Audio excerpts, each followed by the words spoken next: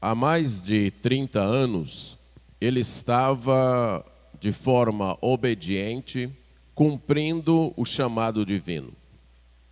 Quando Deus o chamara para ser profeta, não ficara dúvida que esse Deus era o santo, o transcendente, aquele que está acima de tudo e de todos, o incomparável, aquele que deve ser obedecido. Por isso, prontamente aceitou o chamado. Apesar de proclamar de modo claro, vigoroso, dinâmico, criativo, com muitas imagens e metáforas, as advertências do juízo de Deus, o chamado divino para o arrependimento e as promessas de salvação, os resultados não eram muito animadores.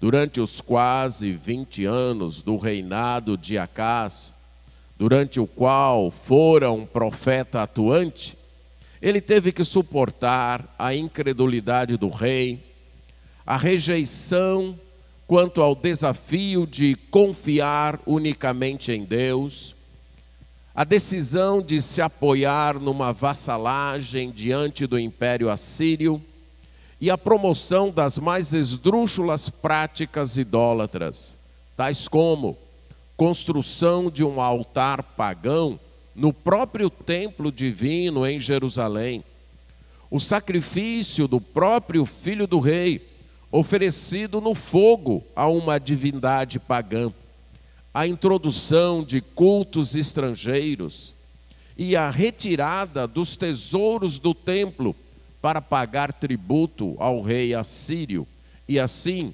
tentar sua proteção. O rei Acás morrera, e agora seu filho Ezequias, assumindo o trono, estava promovendo um verdadeiro retorno da adoração a Deus. Mas a ameaça do Império Assírio ainda pairava no Oriente.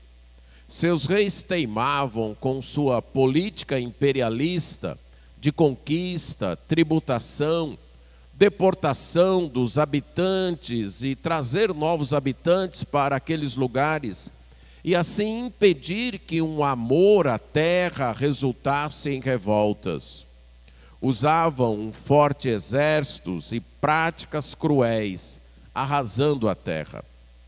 No entanto, para Isaías, o maior inimigo não era a Assíria, mas a recorrente tentação do povo de Deus em buscar e encontrar esperança e auxílio nos acordos com as nações vizinhas. Era o deixar de confiar em Deus para confiar nos poderes e recursos humanos. Esta era sua grande batalha como profeta. Vez após vez, alertar o povo contra a falsa segurança produzida por confiar nos poderes daqui, desafiá-los a confiar única, exclusiva e firmemente em Deus, pois sem uma confiança firme, eles não se firmariam. Agora, mais uma vez, a tentação de uma coligação para enfrentar o inimigo se apresentava. Desta vez, para impedir que o povo caísse nela, Deus lhe deu uma ordem inusitada, que se não fosse sua devoção, seu temor e sua obediência ao Deus Santo de Israel, ele teria problemas para obedecer. Vamos ler Isaías capítulo 20 para verificar qual foi esta ordem que Deus lhe deu. Isaías capítulo 20, os versos de 1 a 6.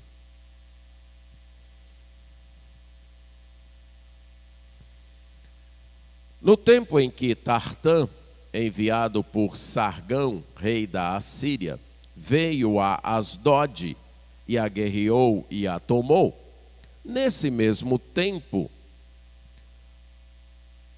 falou o Senhor, por intermédio de Isaías, filho de Amós, dizendo: vai, solta de teus lombos o pano grosseiro de profeta e tira dos pés o calçado. Assim ele o fez, indo despido e descalço. Então disse o Senhor: assim como Isaías, meu servo, andou 3 anos despido e descalço, por sinal e prodígio contra o Egito e contra a Etiópia, assim o rei da Assíria levará os presos do Egito e os exilados da Etiópia, tanto os moços como velhos, despidos e descalços, e com as nádegas descobertas, para a vergonha do Egito. Então se assombrarão os israelitas e se envergonharão por causa dos etíopes, sua esperança, e dos egípcios, sua glória. Os moradores desta região dirão naquele dia: vede, foi isso que aconteceu àqueles em quem esperávamos e a quem fugimos por socorro para livrar-nos do rei da Síria. Como, pois, escaparemos nós? Oremos. Pai, mais uma vez chegamos na Tua presença. Estamos diante da Tua palavra e dependemos da Tua graça para compreendê-la, amá-la e obedecê-la. E é isso que nós pedimos em nome de Jesus. Amém. O contexto histórico desta situação apresenta um novo rei na Assíria, o rei Sargão. Ele reinou naquele império dos anos 721 a 705 a.C. Para manter os domínios conquistados pelos seus antepassados, ele tinha que estar lutando tanto a leste, contra a revolta da Babilônia, como a oeste, contra a revolta das pequenas nações da Palestina, que, instigadas pelo Egito e Etiópia, tentavam sair de debaixo das garras do domínio do Império Assírio. Falamos de Egito, Etiópia, porque nesse tempo a dinastia que reinava sobre o Egito, a 25ª, era etíope. Um rei etíope havia avançado e dominado todo o Egito e unificado então debaixo do seu governo. A revolta da vez aqui era liderada por Asdod, também conhecida como Azoto, uma das 5 cidades dos filisteus ali na Palestina. No ano 713 a.C., o rei de Asdod, chamado Azuri, conduziu uma revolta tentando libertar a região do domínio assírio. O rei Sargão o venceu e o depôs, o tirou do trono e colocou outro rei em seu lugar. Só que assim que o rei Sargão saiu, o povo de Asdod se revoltou e, apoiado pelos egípcios, tiraram o rei que o Império Assírio havia colocado e colocaram um outro rei de nome Amani, provavelmente um grego, um estrangeiro, mas que tinha o apoio e incentivo dos egípcios e etíopes. E este, contando com essas promessas de ajuda do Egito, tentou formar uma coligação, uma coalização, convidando outras nações ali da Palestina, Edom, Moabe e Judá, cuja capital era Jerusalém, o povo de Isaías. Tudo indica que o rei de Judá, Ezequias, não caiu nessa. Ateve-se às exortações de Isaías e ficou fora da revolta.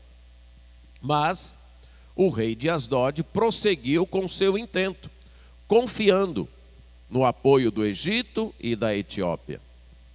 O rei Sargão, desta vez, não veio pessoalmente, mas enviou seu general, o comandante-chefe de suas forças armadas, cujo título, não nome, mas um título dessa posição era Tartã, que significa o segundo, isto é, aquele que era o segundo no Império Assírio, cujo poder era menor apenas do que do próprio rei. Esta batalha e este momento, além de ter o testemunho bíblico, tem também o testemunho de inscrições do Império Assírio da época, que datam esse episódio de 711 a.C. O comandante, então, chegou, venceu, lutou e venceu, dominou a cidade de Asdod. E o rei, o Iamane, teve que fugir para a Etiópia, que havia lhe prometido apoio. Só que lá, o rei da Etiópia percebeu que se ficasse com ele, atrairia ainda mais a ira dos assírios. E não cumpriram a promessa feita ao rei de Asdod. Antes, o acorrentaram e o extraditaram para a Assíria. Enquanto tudo isso estava ocorrendo ali nos arredores de Judá, a palavra do Senhor veio a Isaías. Deus falou com Isaías. Aqui, minha versão diz por intermédio de Isaías. A expressão literalmente é pela mão de Isaías. Mão era uma das maneiras da língua do Antigo Testamento se referir a uma pessoa. Algo que foi feito pela mão de alguém significa algo que foi feito por alguém. Quando esta expressão era utilizada, estava sendo focalizado a agência, a instrumentalidade da pessoa. No caso, Isaías seria um instrumento de Deus para dar aquela mensagem. Só que desta vez, a mensagem não seria falada, mas seria dramatizada. Isaías deveria tirar o vestuário que comumente usava, que poderia tanto ser sua capa profética, um manto comum aos profetas desde o tempo de Elias, e que vai se prolongar até João Batista, que usava esse tipo de capa, ou poderia ser também um vestuário grosseiro, feito de panos de saco, que se usava em épocas de tristeza e de luto, e que Isaías poderia estar usando por ver a situação do seu povo. De qualquer jeito, sendo um ou outro, ele teria que parar de usar esse tipo de roupa e ficar despido. A palavra para despido ou nu, no Antigo Testamento, é usada tanto para uma nudez completa, quando a pessoa ficava sem roupa nenhuma, ou para uma nudez parcial, quando a pessoa ficava apenas com as vestes de baixo, as vestes interiores. A maioria dos comentaristas se inclina a ver aqui esta segunda opção no caso de Isaías, que ele tenha ficado apenas com o vestuário interior, com o vestuário de baixo. Ele também deveria desatar suas sandálias de couro e ficar descalço. Esta era uma ordem bem incomum. Não era para Isaías fazer isso apenas numa ocasião, apenas num ato ou num evento, mas era para ele começar a andar desse jeito, a andar dentro da cidade, cuidar dos seus afazeres dentro da cidade, daquela maneira, a partir daquele dia, até o tempo que Deus revogasse a ordem. E o texto nos diz que assim ele fez, assim Isaías fez, andando despido e descalço. A ordem era chocante, mas Isaías obedeceu. Para Isaías, uma ordem de Deus era uma ordem de Deus. Era uma ordem do Senhor dos Exércitos. do supremo comandante de todos os poderes, do Santo de Israel, daquele que está acima de tudo e de todos. Era uma ordem que jamais poderia ser desobedecida, por mais chocante que ela fosse. É fato que ele enfrentaria vergonha. Ele já tinha certa idade, ele não era um menino ou um jovem. Só de ministério profético, ele já tinha 30 anos. Isso nos indica que ele deveria ter mais de 50 ou 60 anos. Já era considerado um senhor. Provavelmente já tinha seus cabelos brancos. E agora, nessa idade, com os filhos já adultos, inclusive, talvez até já fosse avô, ele teria que andar em Jerusalém despido e descalço. Seria objeto de zombarias, de escárnios. Talvez as pessoas até pensassem: o profeta ficou louco, o profeta ficou doido. Olha como ele está andando, para lá e para cá dessa maneira. O que aconteceu com Isaías? Será que ele perdeu o juízo? Ainda hoje, lá na Palestina, em alguns lugares, os camponeses consideram impróprio ir para a casa de alguém sem levar a capa, a vestimenta de cima, e andar calçado. Mesmo aqui, em nossa cultura tão liberal quanto aos costumes, especialmente os costumes de vestuário, imagine se eu chegasse em sua casa descalço. Não precisaria nem chegar despido. Bastava eu chegar descalço em sua casa. Você acharia muito estranho. Eu teria que ter uma boa explicação. Perdi o sapato, roubaram o meu tênis, o chinelo arrebentou a correia, ou algo parecido. Se eu chegasse em sua casa descalço e você perguntasse: cadê o calçado? Ah, eu estou andando descalço porque Deus mandou. Provavelmente você concluiria que ou a igreja precisa mudar de pastor, ou eu preciso mudar de igreja. Isso é em nosso tempo, onde a liberdade de vestuário é tão grande. Imagine naquele tempo, não apenas descalço, mas também sem roupa. Além da vergonha e do desprezo públicos, havia o desconforto, havia o perigo.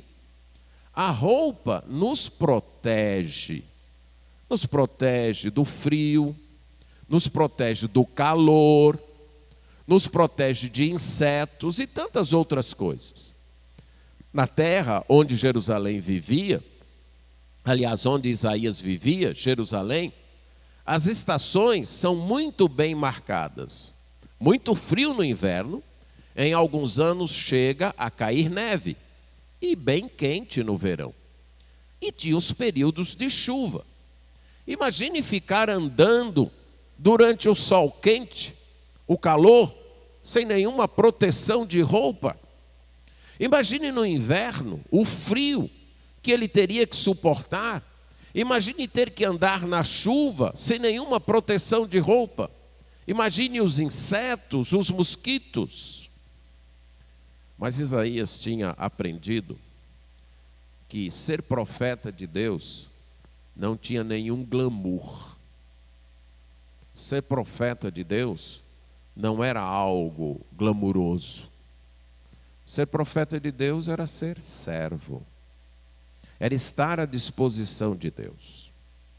Outros profetas, como Oséias, que era contemporâneo dele, Jeremias e Ezequiel depois dele, tiveram também que dramatizar suas profecias com uma frequência e intensidade até maior do que Isaías. Mas além de sua devoção e obediência a Deus, havia em Isaías o desejo de comunicar de forma marcante e impactante a mensagem de Deus. Ele não apenas falava a mensagem, ele incorporava esta mensagem. Ele não queria apenas dizer a mensagem, mas viver a mensagem. Isso demonstra quão intensamente ele lutava para ser ouvido pelo seu povo. Quão determinado ele estava para que o povo ouvisse e obedecesse a ordem de Deus. Mas é assim, quem confia, obedece. Não importa quão inusitada, estranha, incomum, chocante, perigosa, desconfortável seja a ordem, quem confia, obedece. Se conhecemos a glória, a santidade, a soberania, a sabedoria, a grandeza e a majestade de Deus, nós iremos obedecer também, sem nos importarmos com os que as pessoas vão achar ou dizer, se é moda ou fora de moda, se é bom senso ou loucura, se é bonito ou feio, se vai despertar elogios ou zombarias, escárnios ou apoio, rancores ou alegria. Quem confia, obedece. Para Isaías, seguir a Deus não era questão de conveniência, de julgar entre ocasiões oportunas e não oportunas, de discernir, nisso eu obedeço. Nisso aqui eu não obedeço não. Isso aqui eu aceito. Isso aqui eu não concordo. Isso aqui eu não aceito não. Para Isaías não tinha isso. Ordem de Deus era ordem de Deus. Diante de uma ordem de Deus, só lhe restava uma resposta: obedecer. Não tinha outra opção. Na mente de Isaías, não havia outra opção. Não havia outra saída. Não havia outro escape. Deus mandou, eu obedeço. Para ele, sucesso era obedecer a Deus, e não a aceitação popular. Para ele, glamuroso era ser chamado servo de Deus, e não ser admirado pelas pessoas ou pelo pessoal da alta sociedade da corte de Jerusalém. Para ele, a glória e honra eram a aprovação de Deus, o sorriso aprovador dele, e não o aplauso das pessoas. Por quê? Quem confia, obedece. Para nós também deve ser assim. Deus falou, está falado. Deus mandou, está mandado. Só nos resta, se somos de Deus, se confiamos em Deus, só nos resta curvar e obedecer aquele que está assentado no alto e sublime trono, aquele que é louvado por serafins, cujas vozes fazem a terra tremer e não se dignam nem a olhar para ele. Sim, quem confia, obedece. Isso durou 3 anos. 3 anos Isaías andou desse jeito em Jerusalém, entrando e saindo, sem roupas e descalço. Talvez algumas pessoas até passaram a se acostumar com isso. Se acostumaram em ver Isaías dessa maneira. Eles não sabiam bem por que aquilo. Talvez até se perguntassem, mas o que será que deu em Isaías? Um profeta tão distinto, tão bem instruído, um profeta da alta classe, um homem que fala tão bem, fala tão bonito, uma linguagem cheia de poesia e de imagens, uma mensagem que clareia nossas mentes. Que pena que de um tempo para cá ele cismou de andar desse jeito, despido e descalço. Será que poderíamos imaginar o que a esposa de Isaías, os filhos de Isaías, os discípulos de Isaías, os alunos de Isaías, porque ele tinha certos alunos e discípulos, como profeta que era, passaram a acreditar, ou passaram a pensar de Isaías. As pessoas que tinham confiado na sua mensagem, como é que agora elas olhavam para Isaías e viam isso? O texto não nos diz que Deus tenha dado uma explicação no princípio da ordem. Se eu entendo corretamente o texto, a explicação vai chegar exatamente 3 anos depois. Isaías não teve como dar explicações às pessoas, sua esposa, seus filhos, seus alunos, as pessoas que acreditavam em sua mensagem, porque ele mesmo ainda não tinha explicação. Mas mesmo sem ter explicação para dar e ter explicação para si mesmo, Isaías obedeceu. Porque quem confia, obedece, mesmo quando não tem explicações. Mesmo sem saber porquê. Mas foi Deus que mandou? Então está mandado. Foi Deus que falou? Então está falado. Ele me mandou andar assim? Ele ainda não disse porquê. E nem sei se vai dizer. Mas foi Ele que mandou. E eu vou obedecer. Quem confia, obedece. Porque trágico mesmo não é ter que andar nu e descalço por ordem de Deus. Mesmo sem ter recebido explicações. Trágico mesmo é não confiar em Deus. E trocar a confiança em Deus pela confiança nos recursos e poderes humanos. Isso sim produz tragédia. É o que o texto vai nos dizer a partir do verso 3. 3 anos depois veio a explicação. Deus queria chamar a atenção do seu povo com algo visível, marcante. Isso aqui nos revela algo de Deus. Deus se mostra como um professor didático, que não poupa esforço e recurso para deixar sua mensagem clara e marcada na mente de seus alunos. Ele usa o recurso chamado de lição objetiva, uma ação simbólica, um ato profético, não apenas dito, mas visualizado. Ele queria que as pessoas enxergassem que através daquele absurdo, daquilo que foi chocante, elas pudessem abrir suas mentes, indagar e perceber o perigo que estavam correndo. Esse é o nosso Deus. Um Deus que usa todos os meios possíveis para nos deixar de modo claro a sua mensagem, para nos impactar com sua mensagem.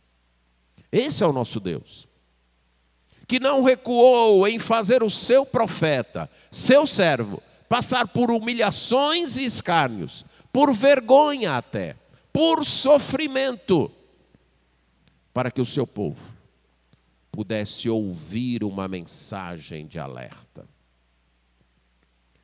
Mas se por um lado fica patente o esforço e interesse de Deus, que seu povo compreenda e creia na sua mensagem, por outro lado, fica evidente também que não vai haver desculpas para quem não crê. Quem não aprendeu, foi porque não quis aprender. Quem não creu, foi porque não quis crer. Deus comunicou a sua mensagem de modo claro, de modo patente, de modo chocante. Deus, na época de Isaías, comunicou sua mensagem de diversas maneiras, de diversos modos, falado e visualizado. Ninguém teve desculpas. E ainda hoje, ninguém terá desculpas por não confiar e obedecer à mensagem de Deus. Deus ainda tem falado. Tem falado de modo escrito, de modo oral, de modo visualizado. Não há desculpas. Trágico, não foi Isaías andar despido e descalço. Trágico. Foi muitos em Jerusalém. Muitos que viram Isaías andar assim, não terem compreendido, não terem entendido, não terem crido, não terem se arrependido. Isso sim, foi trágico. Ainda hoje, Deus fala com sua palavra, fala através dos acontecimentos, fala com vidas de pessoas, fala com ocorrências provocantes, fala com surgimento de problemas e crises que os seres humanos desesperadamente tentam resolver e não conseguem nem se entendem. Sim, Deus está falando. Nem sempre Ele fala de modo confortável, de modo aliviador. Algumas vezes Ele fala de modo duro, de modo dolorido, mas Ele está falando. A questão não é se Deus está falando. Ele está, e de diversas maneiras. A questão é, nós estamos ouvindo? Nós estamos entendendo? Nós estamos confiando? Nós estamos obedecendo? Essa é a questão. Deus chama Isaías de meu servo, verso 3. Assim como Isaías, meu servo. Que privilégio. Poucas pessoas na Bíblia foram chamadas pelo próprio Deus de meu servo. Talvez não passem de 10. Abraão, Moisés, Caleb, Davi, entre outros. Mas em João capítulo 12, verso 26, o Senhor Jesus Cristo disse o seguinte: se alguém me serve, siga-me, e onde eu estou, ali estará também o meu servo. Nós podemos ter este privilégio, que bem poucos tiveram nas Escrituras, de serem chamados servos de Deus, ou servo de Jesus. Porque servo é aquele que confia e obedece. Se alguém é meu servo, me siga, porque onde eu estou, o meu servo também estará. Ele é meu servo. Ele estará disponível, disposto a me servir. Não existe servo de Deus longe de Deus. Não existe servo de Deus sem seguir a Jesus. Não existe servo de Deus em desobediência a Deus. O servo está onde o seu mestre está, onde o seu Senhor está. O servo obedece ao seu Senhor. Sim, servo é aquele que confia e obedece. Você já pensou no privilégio de Deus se dirigir a você? Fulano de tal, meu servo, minha serva. Isso sim é glamour. Isso sim é glória. Isso sim é sucesso. É naquele dia você ouvir: muito bem, servo bom e fiel. Diante disso, qualquer sucesso aqui, qualquer conquista aqui, qualquer glamour aqui, qualquer glória, qualquer aprovação aqui é relativizada. De que vale a pena ter sido aprovado pelos pais, pelos professores, pela sociedade, aplaudido pelos colegas, admirado, elogiado. E naquele dia não ouvir isso? E naquele dia não poder escutar isso? O que se ganhou com tudo isso? O que se leva de toda a admiração que conquistamos aqui? Por outro lado, mesmo sendo rejeitado pelos pais, pelo cônjuge, pelos filhos, pelos grandes deste mundo, pelos que se consideram sábios aqui, pelos influentes desta era,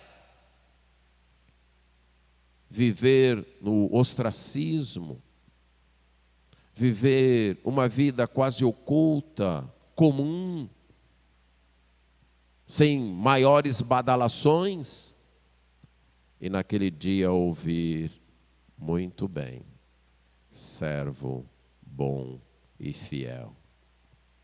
Isso é o que conta. Isso é o que vale. Esse deve ser o nosso alvo. Esse deve ser o nosso objetivo.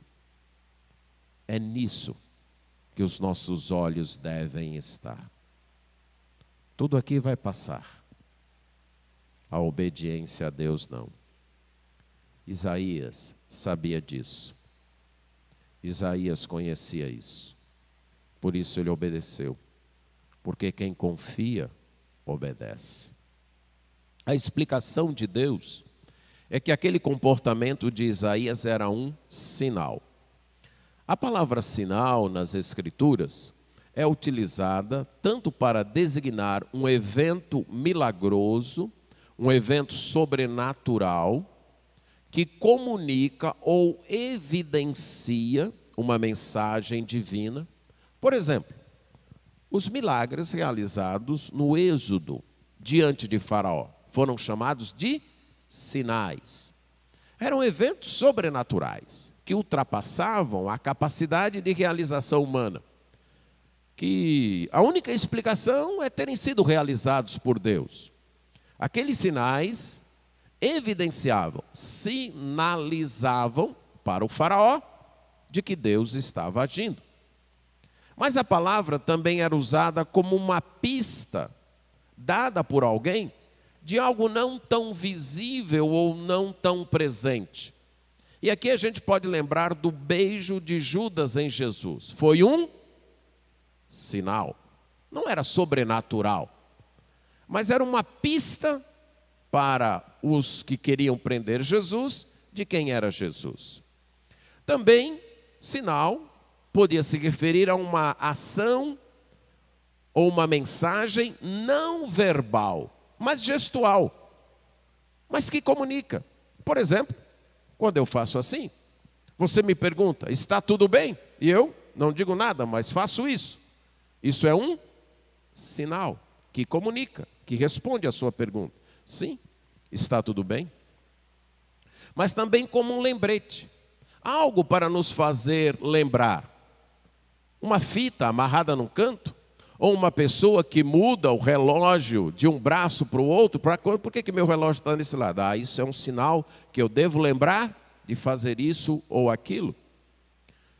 Um evento que indica algo que irá acontecer, uma nuvem escura no céu, é um sinal de que pode chover. Ou um ponto de referência, um indicador que oriente alguém, que mostre o caminho, como uma placa. O que Isaías fez por ordem de Deus, excetuando o primeiro sentido, foi ou cabe em todos os outros sentidos.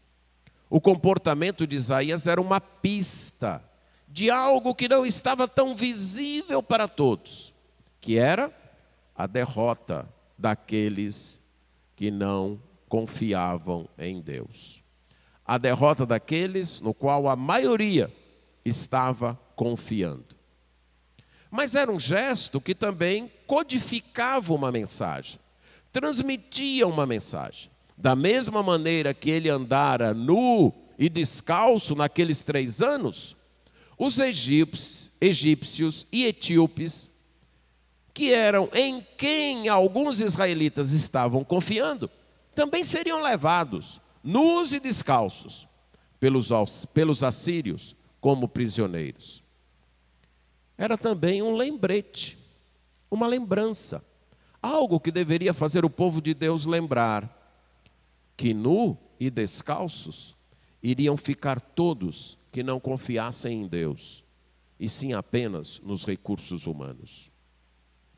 Também sinalizava que algo futuro estava para acontecer, e era uma tragédia, que aqueles que colocavam sua esperança e segurança não em Deus, mas nos recursos e poderes humanos, ficariam decepcionados, porque estas esperanças e seguranças seriam deportadas, aprisionadas, acorrentadas, desnudadas e descalçadas. Mas também era uma placa de indicação, mostrando o caminho, como que dizendo: só há alguém digno de nossa confiança, e especialmente nas horas da crise, é Deus. Só há um meio de escape: confiar em Deus. Além de sinal, Deus diz que foi um prodígio. A palavra prodígio também é utilizada nas Escrituras para falar de algo sobrenatural, algo milagroso, que evidencia a palavra de Deus, como em 1 Reis 13, 3-5, quando diante da palavra do profeta, o altar, sem nenhuma intervenção humana, rachou no meio. Mas a própria palavra de Deus também é chamada de prodígio. As próprias instruções de Deus, a mensagem de Deus.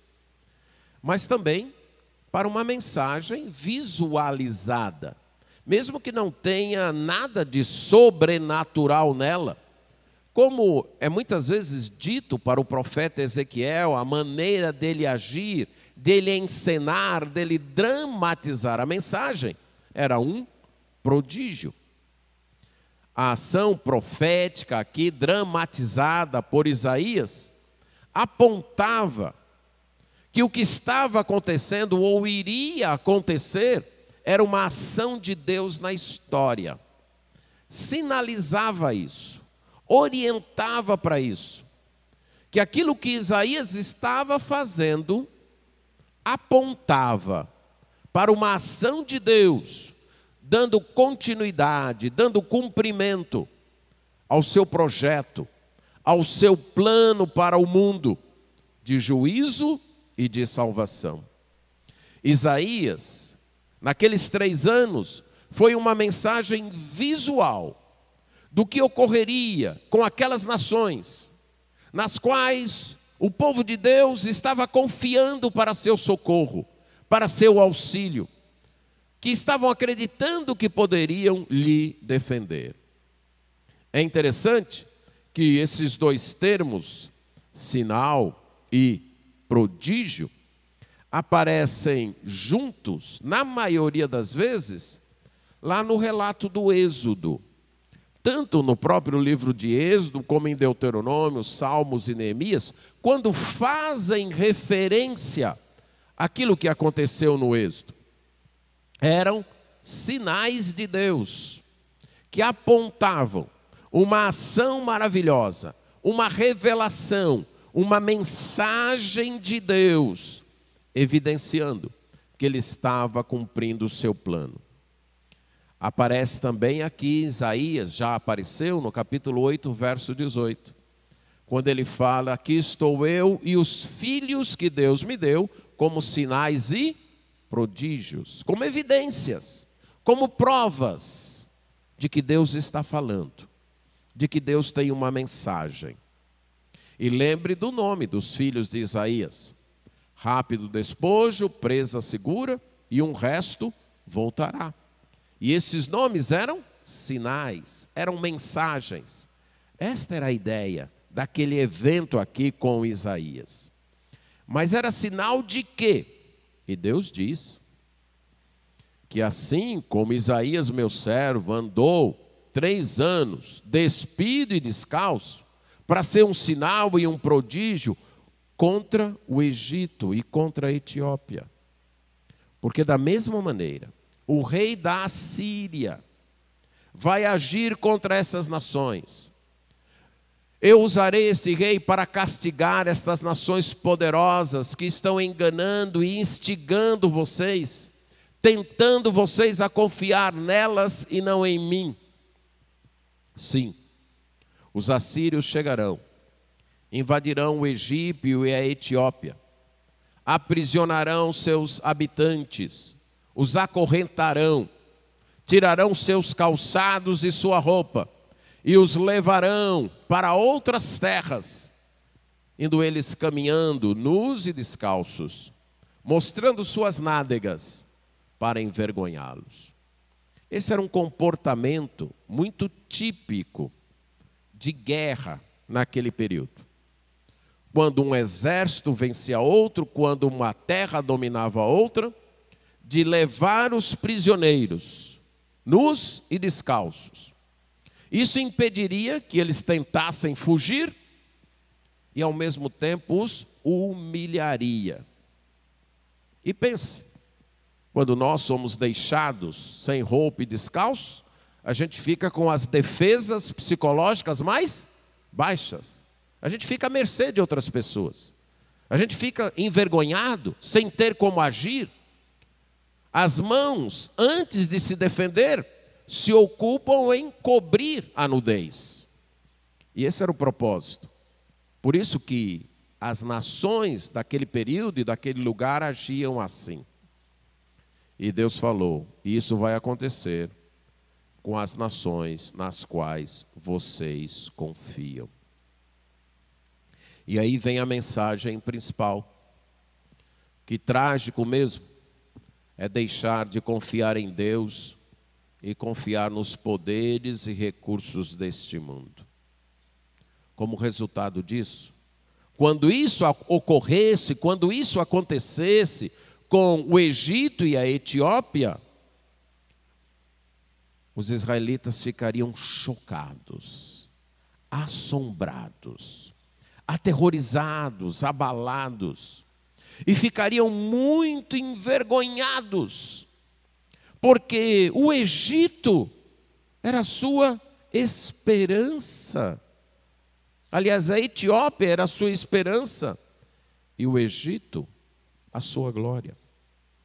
A palavra utilizada aqui para esperança, o substantivo, deriva do verbo, de um verbo que naquela língua era o verbo olhar. Então a ideia é de que esperança é aquilo para onde ou para quem você olha, com uma expectativa ansiosa, para onde seus olhos se voltam em busca de ajuda. Imagine uma criança que está brincando ali, e de repente ela vê uma ameaça, algo do qual ela tem medo. O que ela faz? Ela dirige seu olhar para a mãe ou para o pai em busca de socorro. Ela demonstra onde está a sua esperança naquele momento. Os israelitas estavam olhando para a Etiópia. Quando ouviam falar da ameaça assíria, que o exército assírio estava vindo, que os estava ameaçando, eles logo se voltavam o seu olhar para a Etiópia. E diziam, vamos fazer um acordo com a Etiópia. Vamos aceitar o que eles estão propondo para nós. Vamos entrar nessa coligação com outras nações. Porque é disso que nós dependemos. Esta é a nossa esperança. E o ministério de Isaías, nestes primeiros anos, era dizer, não é lá que está a esperança. Não é para lá que vocês devem olhar. Vocês devem olhar para Deus. É lá que está a esperança de vocês. Vocês devem confiar em Deus. Vocês não devem confiar nos poderes e recursos deste mundo. Vocês devem confiar em Deus. E o Egito era a sua glória. A palavra para glória aqui fala de algo que me dá garantia, o que eu penso que me dá garantia. Algo que eu acredito ter segurança, então eu me apoio, eu me sinto seguro. E eles então achavam que o acordo com o Egito é que lhes daria segurança. Era ter, já que uma grande nação está nos atacando, nada como ter um acordo com outra grande nação aqui do lado, para nos proteger desse grande perigo. E Isaías está dizendo, não, não é isso não. A única garantia que a gente tem é Deus. A única segurança que a gente tem é Deus. É nele que nós devemos confiar. Ele é o único que pode nos dar apoio e ajuda. Não adianta buscar ajuda, buscar socorro em qualquer outro meio. Mas tudo que eles confiavam se tornaria em decepção. Toda confiança que não está depositada em Deus vai nos frustrar e decepcionar. Avalie todas as vezes que você tem ficado para baixo, desanimado, frustrada, até deprimido ou deprimida, porque as coisas não acontecem do jeito que você esperava, ou não aconteceram do jeito que você esperava. Olhe para onde estava a sua confiança. Por que você está assim? Por que você está desse jeito? O que você estava esperando? Em quem ou em que você estava confiando? E você vai descobrir que não era em Deus, nem na sua palavra.